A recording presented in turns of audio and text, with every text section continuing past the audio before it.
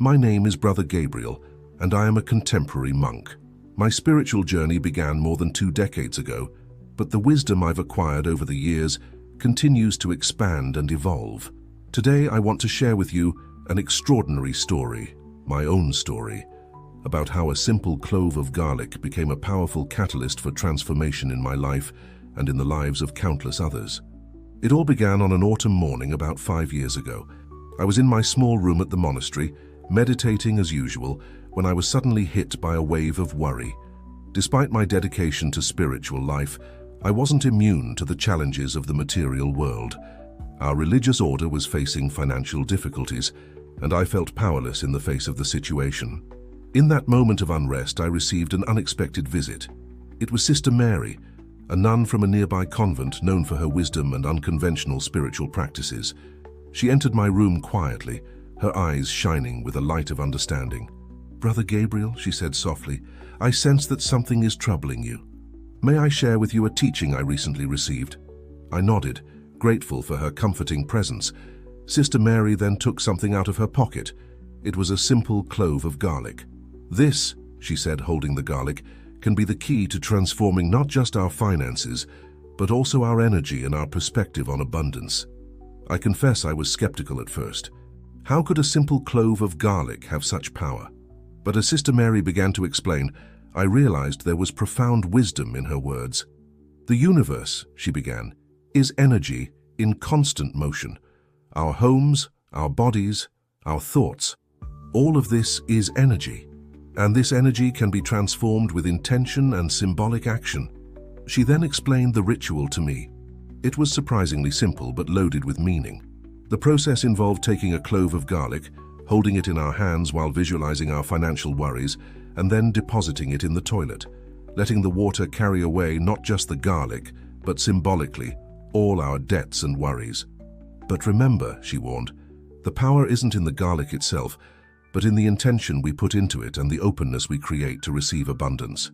Despite my traditional training, something about this ritual resonated deeply with me. Perhaps it was the simplicity of the act, or the way it united the physical and the spiritual. I decided I had nothing to lose by trying. That night, I followed Sister Mary's instructions. I took a clove of garlic from the monastery kitchen and headed to the bathroom. I held the garlic in my hands, closed my eyes, and began to visualize. I saw the monastery's bills, the necessary roof repairs, the food expenses, all the financial worries that weighed on my heart. Then, with a deep sigh, I let the garlic fall into the toilet and flushed.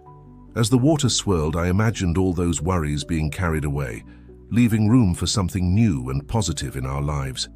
In the days that followed, I noticed a subtle but perceptible shift in my attitude. The worries were still there, but they didn't seem as oppressive.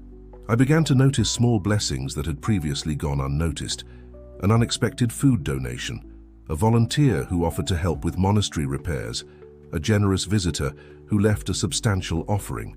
Intrigued by this change, I decided to deepen my understanding of the ritual and its foundations. I spent hours in the monastery library, studying ancient and modern texts about energy, intention, and the interconnection between the physical and spiritual worlds. I discovered that many spiritual traditions around the world had similar practices, simple rituals that used common objects as symbols of transformation.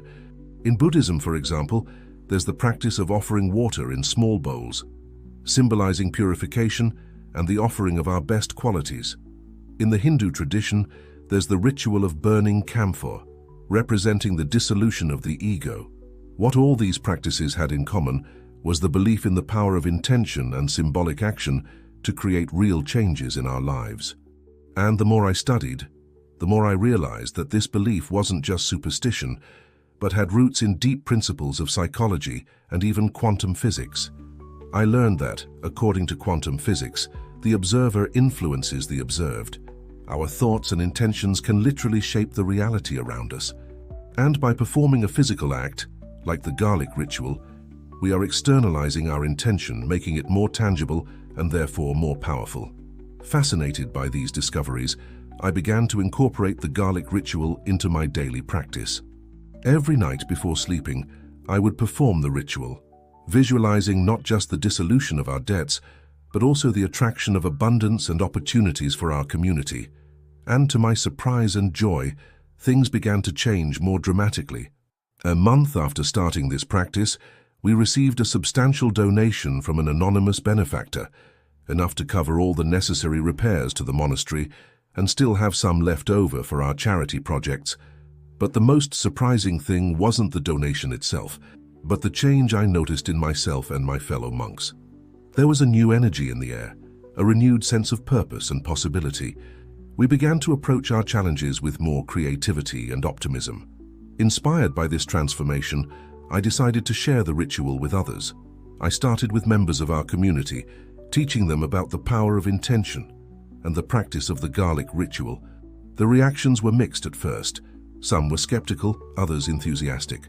But as more people experienced positive results, interest grew. One day, during one of our teaching sessions, a young man named Michael shared his story. He had come to the monastery seeking spiritual guidance, but also carried a heavy burden of debt and unemployment. "When I first heard about the ritual," Michael said, "I thought it was crazy, but I was desperate enough to try anything. So, every night, I would take a clove of garlic and do the ritual, visualizing my debts disappearing and new opportunities arising." Michael paused, his eyes shining with emotion. At first, nothing seemed to change, but I kept at it, night after night. And then after a few weeks, I received an unexpected call. It was an old co-worker offering me a position at his company. The salary was more than enough to start paying off my debts. Stories like Michael's began to accumulate. A single mother who got a raise after months of practicing the ritual. A small business owner who saw his business flourish after incorporating the practice into his daily routine. But as the ritual gained popularity, I realized it was important to emphasize that the garlic itself wasn't magical. It was just a symbol, a focal point for our intention. The real power came from within, from our ability to visualize, believe, and act towards our goals. If you're enjoying the advice, consider subscribing to the channel, thank you. Back to the story. With this in mind, I began teaching complementary techniques to the garlic ritual. I introduced gratitude practices, encouraging people to recognize and appreciate the blessings they already had in their lives. I taught visualization exercises, where people could vividly imagine the life they wanted to create. One of these techniques was what I called the abundance journey. It was a guided visualization exercise where people imagined themselves walking through a beautiful garden, each step taking them deeper into a state of peace and possibility. In the center of the garden, they would find a bubbling fountain of golden water, a symbol of infinite abundance. Imagine yourself drinking from this water, I would instruct, feeling it flow through your body, filling every cell with energy of abundance. See this golden energy expanding beyond you, touching all aspects of your life, your finances, your relationships, your health, your creativity. This practice, combined with the garlic ritual, proved to be incredibly powerful. People reported not just improvements in their finances, but also in their health, their relationships, and their overall well-being. However, not everything was easy. There were moments of doubt and challenge. Some critics argued that we were promoting superstition or offering false hope. Others feared that people might become dependent on the ritual, neglecting practical actions to improve their lives. These criticisms led me to deep reflection. I realized it was crucial to balance spiritual practice with practical action in the material world. I began to emphasize that the garlic ritual wasn't a substitute for hard work, sensible financial planning, or seeking opportunities. It was instead a tool to change our mindset and open us up to possibilities we might not have seen before. I incorporated this understanding into my teachings. Now, in addition to the ritual and visualizations, we also offered workshops on budgeting, debt management, and entrepreneurship. We invited financial experts to give talks and created support groups where people could share challenges and successes. One of these support groups was led by Anna, an accountant who had transformed her life through the garlic ritual. Anna shared her story with us. Before discovering the ritual, I was drowning in debt and working in a job I hated. I started practicing the ritual every night, visualizing not just the end of my debts, but also a job that would bring me joy and purpose. Anna paused, a smile lighting up her face. 2 weeks after starting the ritual, I had an idea for a financial consulting business focused on helping low-income people. It was something that combined my skills with my passion for helping others. I gathered the courage to quit my job and start my own business. She continued, "It wasn't easy at first. There were times when I thought about giving up. But I kept up with the ritual, visualizing success every night. Slowly things started to change. Clients started appearing, often in unexpected ways. In a year, I had not only paid off all my debts, but I was also earning more than I ever imagined possible." Anna's story was a powerful reminder of the transformative potential of the ritual when combined with concrete action in the real world. She inspired many others to not just visualize their dreams, but also to take practical steps to realize them. As our community grew, we began to see a cascading effect of abundance. People who had overcome their own financial struggles began to help others. Microcredit initiatives, mentoring programs, and even a community fund to help those in urgent need emerged. One day I received a visit from Sister Mary, the same nun who had taught me the garlic ritual years ago. She smiled as she saw the changes in our community. "You've understood the true essence of the ritual, Brother Gabriel," she said. "It's not just about attracting abundance for yourself, but about creating a flow of abundance that benefits everyone." Her words touched me deeply, reminding me of a fundamental truth I had learned along this journey. True abundance isn't in accumulation, but in flow. The more we share, the more we receive. Inspired by this idea, I decided to expand our work even further. We began offering the teaching of the ritual and associated practices for free online, reaching people all over the world. We created an app that guided people through the ritual and daily visualizations. We wrote books, produced podcasts, and organized retreats. The impact was beyond our most optimistic expectations. We received messages from people from all corners of the globe, sharing how the ritual had transformed their lives.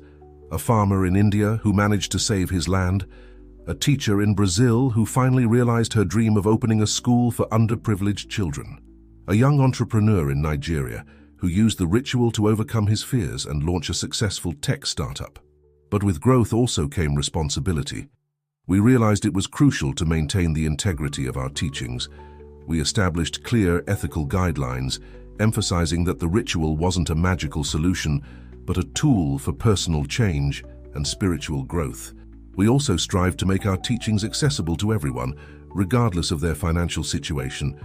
We offered flexible payment options and scholarships for our more advanced programs. Our motto was, "Abundance is for everyone."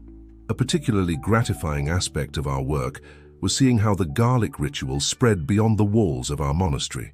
People from all parts of the world began to adopt this simple but powerful practice in their daily lives. I vividly remember a woman named Sarah, who came to us in desperation. She was drowning in debt, about to lose her house, and saw no way out of her situation. With tears in her eyes, she asked me if the garlic ritual could really help her. Gently, I explained to her that the ritual itself wasn't magical, but rather a catalyst for internal and external changes. "Sarah," I said, "the power isn't in the garlic, but in you. The ritual is just a means of focusing your intention and energy." I taught her the process, step by step. First, she should choose a fresh, firm clove of garlic. Then, holding it in her hands, she should visualize all her financial worries being absorbed by the garlic. Next, she would throw the garlic into the toilet, imagining her debts and financial problems being carried away by the water. "But remember," I warned, "this is just the beginning. The real work comes after." I explained to Sarah that after the ritual, she would need to be open to new opportunities, be diligent in her finances, and maintain a positive and grateful attitude. The ritual was a symbol of her commitment to change, not a magical solution. Sarah faithfully followed the ritual for weeks. Each day she sent me messages reporting small changes in her life. At first, they were simple things. She found a $20 bill on the street, got an unexpected discount on her purchases, received a refund she had forgotten about. Gradually, the changes became more significant. A friend offered her freelance work that generated extra income. She managed to renegotiate some of her debts with more favorable terms, and surprisingly, a distant relative, upon learning of her situation, offered to help with part of her expenses. 3 months later, Sarah returned to the monastery. Her face was radiant, her eyes shining with new hope. "Monk," she said, "I can't believe the transformation that has occurred in my life. I'm not free of all my debts yet, but for the first time in years, I feel like I have control over my financial situation." I smiled, recognizing the power of faith and action combined. "Sarah," I replied, "you did the work. The ritual was just the first step. Your determination and openness to change are what really made the difference. If you're enjoying the advice, consider subscribing to the channel. Thank you." Back to the story. Sarah's story isn't unique. Over the years, I've witnessed countless similar transformations.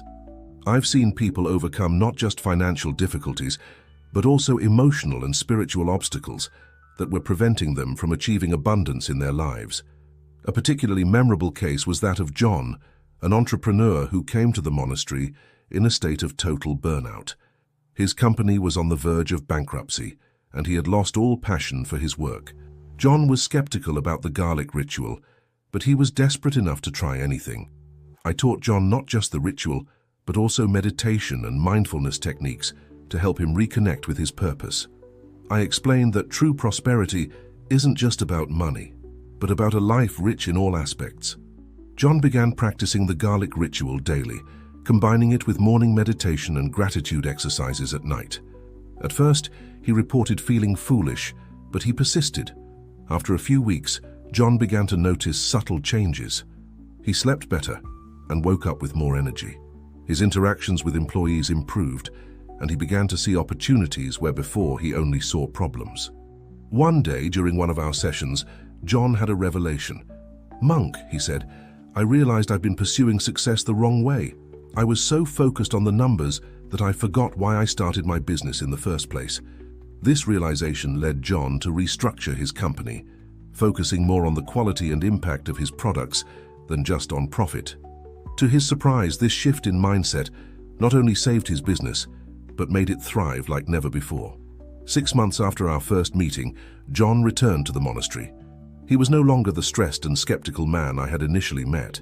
Instead, he radiated a calm confidence and genuine joy. "The garlic ritual," he told me, "didn't magically change my financial situation, but it changed something much more important. It changed me, and that internal change transformed everything around me." These stories illustrate a fundamental principle that we always emphasize in our teachings. External prosperity is a reflection of internal prosperity. The garlic ritual, although simple, serves as a powerful reminder of this truth. Over the years, we refined and expanded our practices. We incorporated elements from different spiritual traditions, always with the aim of creating a holistic system that could help people achieve true abundance in all areas of their lives. We developed a 21-day program that combined the garlic ritual with other practices. Each day focused on a different aspect of prosperity: finances, relationships, health, creativity, and spiritual growth. The program began with an energy cleansing using the garlic ritual. Then we guided participants through a series of meditations, visualizations, and practical exercises designed to remove blockages and open the way for abundance. One of the most powerful exercises we introduced was the Abundance Garden. We asked participants to visualize their life as a garden. Each aspect of their lives, finances, relationships, health, was represented by a different plant. For 21 days, they tended to this imaginary garden. They removed weeds, negative thoughts, and harmful habits, planted new seeds, established new goals and intentions, and watered their plants, nurtured positive aspects of their lives with attention and gratitude. This exercise, combined with the garlic ritual and other practices, produced remarkable results. We saw people transform not just their finances, but their entire lives. One participant, Amy, came to the program struggling with debt and an unsatisfying job. After 21 days, she had not only established a clear plan to get out of debt, but also found the courage to start her dream business, a sustainable product store she had envisioned for years. Another participant, Charles, was dealing with chronic health problems that were draining his finances and energy. Through the program, he not only improved his physical health, but also discovered a passion for teaching yoga, which eventually became a rewarding and lucrative new career for him. As our work expanded, We began receiving invitations to share our teachings at conferences and retreats worldwide. I found myself traveling from country to country, from a retreat in the Amazon rainforest to a seminar in Tokyo, always carrying with me a bag of fresh garlic cloves. In each place we visited, we adapted the ritual and teachings to resonate with the local culture. In India, for example, we incorporated energy cleansing practices with incense and essential oils. In Japan, we integrated feng shui principles into our program. One of the most memorable experiences I had was in a small village in Africa. The community was struggling with extreme poverty and lack of resources. Initially, I felt uncomfortable teaching about prosperity in a place with so much material scarcity. However, to my surprise, the villagers embraced the teachings with incredible enthusiasm. They didn't have garlic, so we adapted the ritual using a local herb with similar purifying properties. What impressed me most was how the community transformed the individual ritual into a collective practice. Every morning, the villagers would gather to perform the ritual together, visualizing prosperity not just for themselves, but for the entire village. Within months, I saw remarkable changes happening.